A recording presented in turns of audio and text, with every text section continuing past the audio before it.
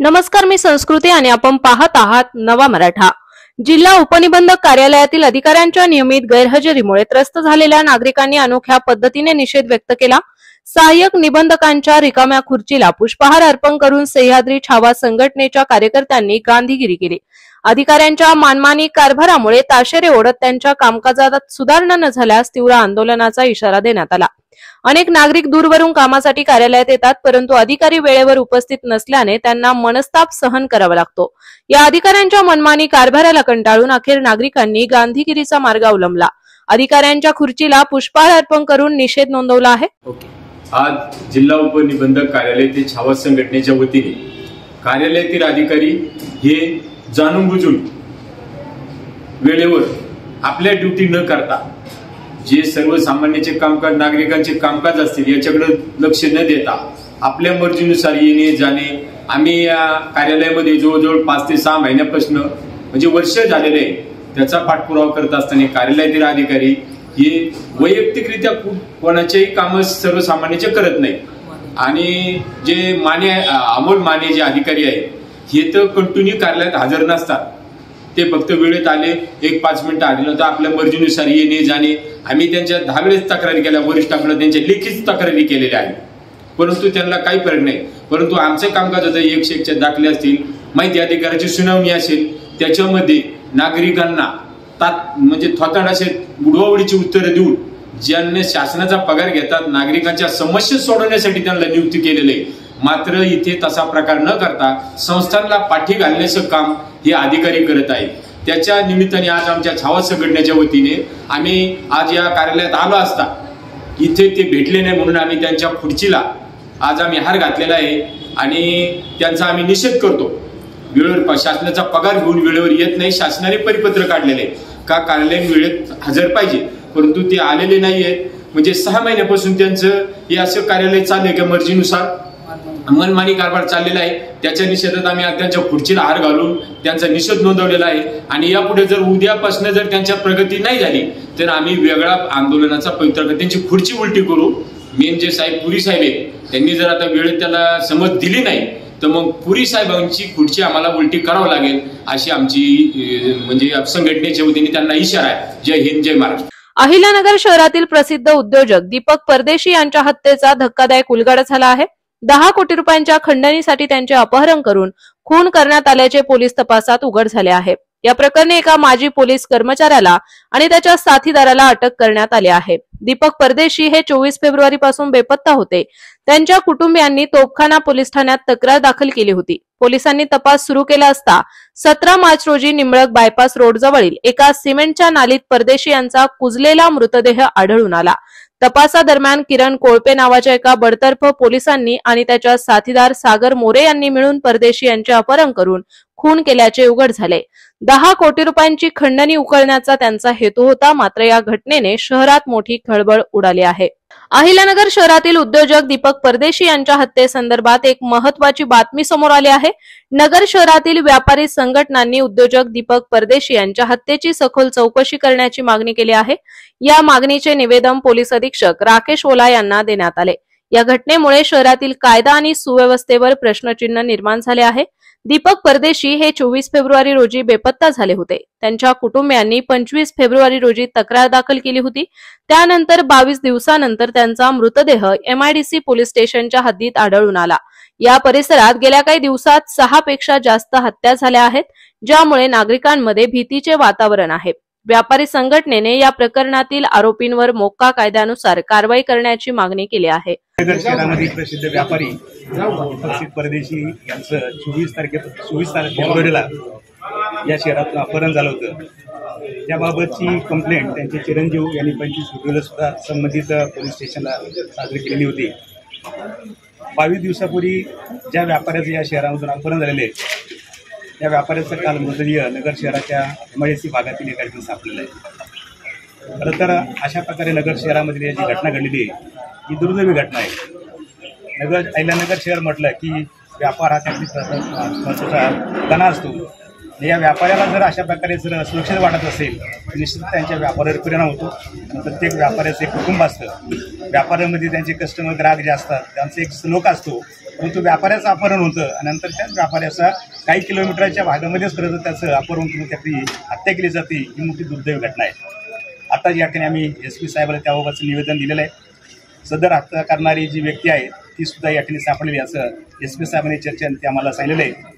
गुंड प्रवृत्तीची व्यक्ती आहे, पोलीस डिपार्टमेंटमध्येच काम करणारी व्यक्ती होती आणि साहेबांनीच खरं तर काही दिवसापूर्वी या डिपार्टमेंटमधून पडताळसुद्धा केलेलं आहे. आमच्या साहेबांना फक्त विनंती आहे की निश्चितच ही घटना जी घडलेली आहे ती जी दुर्दैवी घटना आहे, ही घटना का घडली, कशी घडली आणि घटनेमागे खरं तर कोण आहे त्याचा सुद्धा शोध लागणे गरजेचं आहे. निश्चितच साहेबांनी आम्हाला आश्वासन दिलेलं आहे की या घटनेमागील सूत्रधार कोण आहेत, कशामुळे घटना घडलेली आहे, काय घडलेली आहे, असं निश्चित आम्ही शोध लावू. आम्ही या ठिकाणी दीपकच्या कुटुंबियाला सुद्धा या ठिकाणी आश्वासन देतो की SP साहेब निश्चित या घटनेचा शोध लावतील आणि आपल्याला या ठिकाणी न्याय देण्याचा निश्चित ते प्रयत्न करतील. परिवाराची मागणी की जे दोषी आहेत त्यांना जास्तीत जास्त सजा हो आणि हे जे कृत्य केले भयान कृत्य तर याचा आम्ही निषेध करतो. इथून पुढं कायदा व सुव्यवस्थेचं लक्ष ठेवावं डिपार्टमेंटने, हे बी त्यांना निवेदन त्याद्वारे देतो की व्यापाऱ्या हा शांतताप्रिय मनुष्य आहे, त्याला कुठे बी शांतता हवी असती, त्या हिशोबाने पुढील त्यांनी डिपार्टमेंटने नियोजन करतो. परदेशी दीपक परदेशी हा माझा लहानपणापासून मित्र आहे आणि मी त्याचा स्वभावही चांगल्या पद्धतीने जवळून पाहत होतो. शांत स्वभावाचा होता, तो कधी बी कधी झंझट नाही करत, एखाद्याने वाद टाकलं तर तू तुझे तिकडे, तो कधी काय झंझटमध्ये पडायचं नाही असा व्यक्तिमत्व होते. झालं ते झाली ती हत्या, त्याला विलाज नाही आहे, त्याचा पुढील तपास व्यवस्थित होऊन त्याला दोषीला शिक्षा व्हावी अशी विनंती.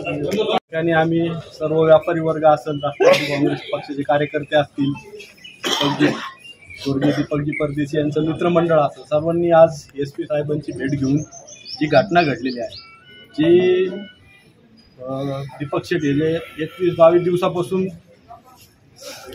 त्यांना जे अपहरण झालं होतं, त्यांच्या मुलांनी 25 तारखेला मिसिंगची कंप्लेंट केली होती व आम्ही वारंवार त्या गोष्टीचा फॉलोअप घेत होतो. भविष्यात असतील सर्व मित्रपरिवार, त्यांची मुलं असतील, पण हे तोपखाना पोलीस स्टेशन असेल, MIDC पोलीस स्टेशन असेल, यांनी त्या घटनेची गांभीर्याने दखल घेतली, दिरंगाई केली. जर एक महिना जर तुम्हाला या घटनेचा सुगाव लागण्यासाठी एक महिना जर लागत असेल तर मग हे काय कामाचं आहे प्रशासन आहे. व MIDC हद्दीत आतापर्यंत 2 महिन्यात 7 मर्डर झालेले व त्याच हद्दीत कसे टाकले जातात. आता मध्ये एक युवकाला तिथं जाळण्यात आलेलं आहे. तर आणि आपल्या सर्वांच्या माध्यमातून हे तोपखाना पोलीस स्टेशन असेल, MIDC पोलीस स्टेशन असेल, या अधिकाऱ्यांवर कठोर कारवाई झाली पाहिजे. जे दावे धंदे आहेत सर्व जे चालू आहे त्यांच्या आशीर्वाद, त्यामुळं जे गुन्हेगार आहेत त्यांना एक धाक नाही राहिला की पोलिसच आपल्याला सपोर्ट करतात, धंद्याला परमिशन देतात. तर त्यामुळे हे जे असे गुन्हेगार आहेत वर ते माझंच चाललेले आहेत व जो सस्पेंड म्हणजे डिस्मिस झालेला आहे तो एक पोलीस कर्मचारी, त्याला यातले बारकावे माहीत आहे. तर आमची अशी मागणी आहे की त्याच्या मागे त्याला सुपारी दिली, कोण मास्टर माइंड आहे ते शोधून यांच्यावर मोक्या अंतर्गत कारवाई करावी व व्यापारी वर्गांना एक दिलासा द्यावा अशी मागणी आहे. अहिल्यानगरमध्ये आणखीन एक धक्कादायक घटना घडली आहे. शहरात गैरकृत्य करण्याच्या उद्देशाने धारदार तलवार जवळ बाळगणाऱ्या एका तरुणास तोफखाना पोलिसांनी मिस्किन मला येथे ताब्यात घेऊन त्याच्याकडील धारदार तलवार जप्त केली. पोलिसांनी तात्काळ ठिकाणी सापळा लावून बंटी प्रकाश शिंदे यास पकडले आहे. त्यावेळी त्याच्याकडे एक तलवार आढळून आली आहे. तसेच ही कारवाई पोलीस निरीक्षक आनंद कोकरे यांच्या मार्गदर्शनाखाली करण्यात आली आहे. खासदार निलेश लंके यांच्या संकल्पनेतून शिवनेरी गडावर स्वच्छता मोहीम राबवण्यात आली. छत्रपती शिवाजी महाराजांच्या गड किल्ल्यांच्या संवर्धनासाठी त्यांनी हा उपक्रम सुरू केला आहे. या मोहिमेला शिवभक्तांचा मोठा प्रतिसाद मिळाला. 16 मार्च रोजी शिवनेरीच्या पायथ्यापासून या मोहिमेला सुरुवात झाली. 17 मार्च रोजी तिथीनुसार छत्रपती शिवाजी महाराजांची जयंती साजरी करण्यात आली. या पार्श्वभूमीवर ही मोहीम आयोजित करण्यात आली होती. राज्यातील धार्मिकता, एकता, अखंडता, बंधुत्वास कुठेतरी बाधा पोहोचत असल्याचे चित्र निर्माण झाले आहे. तसेच 2 दिवसांपूर्वी ऑनलाईन लिंकच्या माध्यमातून या मोहिमेत सहभागी होण्याचे आवाहन करण्यात आले होते. त्याला 800 ते 900 लोकांचा प्रतिसाद मिळाला आहे. सगळ्यात महत्त्वाचं, किल्ल्यावर येऊन ज्या छत्रपती शिवरायांनी अभेद्य किल्ले उभे केले त्या किल्ल्यांचं संवर्धन झालं पाहिजे आणि त्या ठिकाणी स्वच्छता मोहीम राबवली पाहिजे. हे सगळ्यात महत्त्वाचे कर्तव्य समजून आम्ही या सगळ्या शिवभक्तांनी आज उद्या शिवजयंती आणि त्या शिवजयंतीचं औचित्य साधून या ठिकाणी साफसफाई मोहीम सुरू केली. अनेक हजारो वर्षाचे वृक्ष आहेत त्या वृक्षाला उन्नी लागल्यामुळं ते वृक्ष जमीनदोस्त होतात. त्यामुळं त्या वृक्षांना आम्ही आज काववा आणि चुना लावून त्याचं संरक्षण करत आहोत. छत्रपती शिवराय हे असंख्य माझ्या महाराष्ट्रातील नव्हे देशातील तमाम जनतेचे एक आराध्य दैवत आहे आणि त्या छत्रपती शिवरायांचं नाव घेऊन राजकारण करणं योग्य नाही. तरी पण माझं सर्वांना विनंती आहे की आपण या गड किल्ल्याच्या संवर्धनासाठी मोठं असं पॅकेज जाहीर केलं पाहिजे आणि गड किल्ले सुरक्षित राहिले पाहिजे. गड किल्ले सुरक्षित राहिले तर छत्रपती शिवरायांचे विचार हे अभेद्य जोपर्यंत चंद्र सूर्य सृष्टी आहे तोपर्यंत हे छत्रपतींचे शिवरायांचे विचार प्रत्येक घराघरापर्यंत पोचले पाहिजे. ही यामागे भूमिका आहे. तुम्ही पाहिलं असेल की अखंड हिंदुस्थानामध्ये एकमेव छत्रपती शिवराय असे राजे होऊन गेले. ते सर्व 18 पगड जाती धर्मातील लोकांना बरोबर घेऊन चालणारा राजा म्हणून त्या छत्रपती शिवरायांकडे आपण पाहत होतो. आणि त्या छत्रपती शिवरायांच्या गड किल्ल्याचं संवर्धन स्वच्छता मोहिमेमध्ये रमजानसारखा मुस्लिम समाजामधला पवित्र सण आणि त्या पवित्र सणामध्ये उपवास असताना सुद्धा आमचे मुस्लिम बांधव यामध्ये मोठ्या प्रमाणात सहभागी आहेत.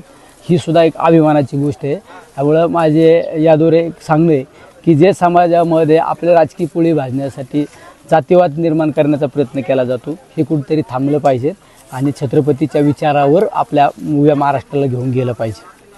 हे समाधान आहे का प्रत्येकाच्या मनात एक वेगळी भावना आहे की आपण आपल्या राजांसाठी काहीतरी केलं पाहिजे, राजांसाठी एक दिवस दिला पाहिजे. ही आमची भूमिका आहे आणि आजच्या या मोहिमेचा शुभारंभ आहे. आम्ही प्रत्येक महिन्याच्या एका रविवारी ही मोहीम प्रत्येक गड किल्ल्यावर घेऊन जाणार. अहिल्यानगरच्या राजकारणात एक मोठा ट्विस्ट आला आहे. कारण सावेडी उपनगरातील गणेश आपरे यांनी कार्यकर्त्यांसह शहर शिवसेना ठाकरे पक्षामध्ये प्रवेश केलाय.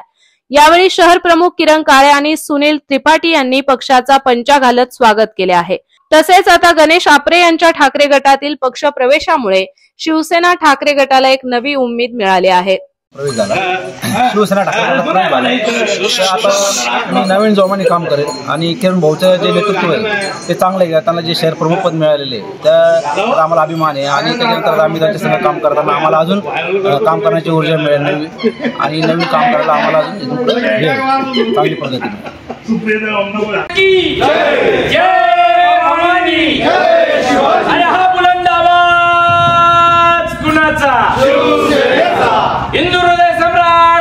जिल्ह्यातील आदिवासी समाजाच्या विविध मागण्यांसाठी एकलव्य संघटनेने जिल्हाधिकारी कार्यालयासमोर बेमुदत उपोषण सुरू केले आहे. पाचेगाव आणि पिंपरी वळण येथील आदिवासींच्या जमिनी नियमित करण्याची प्रमुख मागणी आहे. एकलव्य संघटनेचे जिल्हाध्यक्ष गीताराम बर्डे यांच्या नेतृत्वाखाली हे उपोषण सुरू आहे. संघटनेच्या कार्यकर्त्यांनी जिल्हाधिकारी कार्यालयासमोर निदर्शने केली. पाचेगाव येथील गट क्रमांक 283 मधील आदिवासी भिल्ल समाजाचे अतिक्रमण कायम करण्यात यावे यासह अनेक मागण्यांसाठी हे आंदोलन करण्यात आले आहे. आज एकलव्य संघटनेच्या वतीने अहिल्यानगर या ठिकाणी जिल्हाधिकारी कार्यालयाच्या समोर आदिवासी समाजाच्या राहत्या घराखालच्या जागेच्या प्रश्नासाठी त्याचबरोबर वहिवाटीसाठी असणाऱ्या शासकीय जागेच्या संदर्भात आजपासून या ठिकाणी या संघटनेच्या पदाधिकारी गीतारामजी बर्डे व त्यांच्या सर्व जिल्ह्यातले सर्व सहकारी आज या ठिकाणी धरणे आंदोलन आयोजित केलेले आहे. खरं तर आंदोलनाच्या पाठीमागची जी भूमिका आहे, देशाला स्वातंत्र्य मिळवून देण्यासाठी ज्या आदिवासी समाज बांधवांनी स्वतः फासावर गेले, संघर्ष केला आणि या ठिकाणी इंग्रजांच्या जोखंडातून या भारताला मुक्त करण्याचं काम केलं, अशा त्या समाजाला आज उपेक्षित जीवन जगावं लागत आहे. राहायला जागा नाहीये, मेल्यानंतर सुद्धा पुरायला आणि जाळायला सुद्धा जागा नाहीये, अशी अवस्था या समाज बांधवांची झालेली आहे. भारतीय संविधानाने अन्न वस्त्र निवारा या मूलभूत गरजा फंडामेंटल राईट मध्ये दिलेले आहेत, परंतु भारतीय संविधानाने दिलेला अधिकार आहे तो या आदिवासी समाजाला मिळत नाहीये. म्हणून त्या हक्कासाठी आणि अधिकारासाठी, निवासासाठी जागा, उपजीविकेसाठी जमीन जे करत आहेत राहत आहेत त्या सगळ्या जमीन यांच्या नावावर झाल्या पाहिजे. या रास्त मागणीसाठी या संघटनेचे पदाधिकारी, या जिल्ह्यातले पदाधिकारी या ज्या ठिकाणी आंदोलन करीत आहेत जिल्हाधिकारी कार्यालयाच्या समोर, खरं तर मागणी रास्त आहे. शासनाने याचा सहानुभूतीपूर्वक विचार करून ही मागणी पूर्ण करावी व आमच्या आदिवासी बांधवांना उपजीविकेसाठी जमीन आणि राहत्या घरकालची जागा नावावर करण्यासाठी खास करून प्रयत्न करावे अशी विनंती करतो. थांबतो. या सगळ्या लढ्याला वंचित बहुजन आघाडीच्या वतीने आदरणीय डॉ. बाळासाहेब आंबेडकरच्या वतीने जाहीर या ठिकाणी पाठिंबा देतो. जोपर्यंत न्याय मिळत नाहीये तोपर्यंत ह्या लढ्याच्या पाठीमागे आम्ही खंबीरपणे सोबत राहणार, संघर्षामध्ये सोबत राहणार एवढीच या ठिकाणी विनंती करतो. थांबतो. धन्यवाद. आता बोला. एकलव्य संघटनेचे मोहन गोलवाड, महाराष्ट्र संघटक, आमचे मित्र अरुण जाधव साहेब, तसेच गीताराम बर्डे साहेब, माळी साहेब, इतर पदाधिकारी सगळे ह्या ठिकाणी आम्ही उपोषणाला बसलेले आहोत. साहेब, मी 2 महिने झाले या कलेक्टर ऑफिसला 2 महिने चक्रा घालतोय. काय मागवतोय? फक्त राहण्यासाठी जागा किंवा पुरण्यासाठी माणसांना जागा मागवतोय. मी काय 10-10 एकर, 5-5, 15-15, 20-20 एकर एखाद्याची जमीन मागत नाही. हाय अतिक्रमण थोडी थोडी केलेली सरकारी नावावर करावा का होत नाही? अहो, एवढे 2 महिने झाले का कलेक्टरच्या दारात रोज उठून आम्ही 4 माणसं, 10 माणसं, 50 माणसं शेख साहेब घेऊन येतोय का नाही? हे शेख साहेबांनी सांग. अहो, आम्हाला गरीबाला न्याय पाहिजे ना. आणि आदिवासी म्हणे देशाचा मालक. काय आदिवासीला आहे का काही विचार करायची गोष्ट? आदिवासींना राहण्यापुरती जागा आणि पोट भरण्यासाठी 2, 2.5, 3 एकर, 5 एकर काय सरकारी नियमाप्रमाणे जमीन नावावर व्हायला पाहिजे. अहो, आदिवासी थोडं काय म्हणे की देशाचा मालक झाला. आदिवासी पशु पक्ष्याला जीव लावतो, जंगल राखतो आणि त्यांच्यावरच गुन्हे दाखल करता का? साहेब, गरीबाचा विचार करा. आम्ही जर समजा आदिवासी नाही तर मग आम्ही बंड पुकारणार आहेत आणि मग काय जंगल ते जंगल तोडणार आहेत आणि सगळे आदिवासी त्या जंगलात घालणार आहेत. आमचा जोपर्यंत सरकार तोपर्यंत विचार नाही करीत तोपर्यंत आम्ही शांत, आणि न जर विचार केला तर मग आम्ही आमच्या मार्गाने आम्ही चालू. मग सरकारला येऊ द्या, सरकार येऊ नाही तर कुणी येऊ, मग आम्ही नीट केल्याशिवाय कधी सुट्टी देणार नाही. धन्यवाद साहेब. अहिल्यानगर मधील निसर्गप्रेमींनी वाढत्या उन्हात वन्यजीवांची तहान भागवण्यासाठी पुढाकार घेतलाय. गुंडेगाव येथील वनक्षेत्रात पाणवठ्यांची दुरुस्ती करून टँकरने पाणी सोडण्यात आले. निसर्ग भ्रमंती ग्रुपने सामाजिक बांधिलकी जपत या पाणवठ्यांची दुरुस्ती केली. 17 मार्च रोजी टँकरने 5000 लिटर पाणी या पाणवठ्यात सोडण्यात आले. यामुळे वन्य प्राण्यांना दिलासा मिळाला आहे. सावेडी उपनगरात माऊली सभागृहात 21 ते 27 मार्च पर्यंत अहिल्यानगर चिन्मय मिशनने नगरकरांसाठी श्रीमद भागवत कथा आयोजित केली असून या ज्ञान यज्ञाचा प्रारंभ शुक्रवारी सकाळी 9 वाजता सावेडीत प्रोफेसर कॉलनी चौकात मिरवणुकीने करण्यात येणार आहे. दुपारी 2 ते सायंकाळी 6 पर्यंत नांदेड येथील चिन्मय मिशन प्रमुख आणि प्रवचनकार स्वामी प्रत्ययानंद सरस्वती आपल्या अमृतमय रसाळ वाणीतून कथा सांगणार आहेत. अहिल्यानगर शहरातील बागडपट्टी येथील न्यूरॉन प्रीस्कूलची ग्रॅज्युएशन सेरेमनी पार पडली आहे. यावेळी युकेजीच्या मुलांना आयुष्यातील पहिली पदविका प्रदान करण्यात आली. प्राचार्य डॉक्टर सौ संगीता मिसाळ यांनी स्वरचित स्वागत गीत आणि ग्रॅज्युएशन सॉंगवर मुलं थिरकताना दिसले. अहिल्यानगर येथील नवविद्या प्रसारक मंडळाच्या महर्षी गज चितांबर विद्यालयास रोटरी क्लब ऑफ सोलापूर यांच्या वतीने रोटरी की डिजिटल पाठशाला प्रकल्पांतर्गत ई लर्निंग संच भेट देण्यात आला. 43 स्मार्ट एलईडी टीव्ही तसेच इन्व्हेंटिस IT प्रॉडक्ट कंपनीचे सॉफ्टवेअर यावेळी विद्यालयास देण्यात आले. अहमदनगर आडते बाजार मर्चंट असोसिएशनचे सभासद रमेश पुखराज सोनी मंडलेचा यांची federation of association of Maharashtra फॅमच्या सेक्रेटरीपदी नियुक्ती झाली. यावेळी फेडरेशन ऑफ असोसिएशन ऑफ महाराष्ट्रचे अध्यक्ष जितेंद्र शहा यांनी सत्कार केला. संकल्प प्रतिष्ठान संचालित केडगाव सावली येथे महिला दिनानिमित्त लघु उद्योग मार्गदर्शन सत्राचे आयोजन करण्यात आले होते. या सत्रासाठी नक्षत्र फूड प्रोडक्टच्या संचालिका उद्योजिका स्नेहल धर्माधिकारी यांनी महिलांना स्वयंरोजगार आणि उद्योजकतेच्या विविध संधींबाबत माहिती दिली. तर अशाच माहितीपूर्ण बातम्यांसाठी चॅनलला सबस्क्राईब नक्की करा.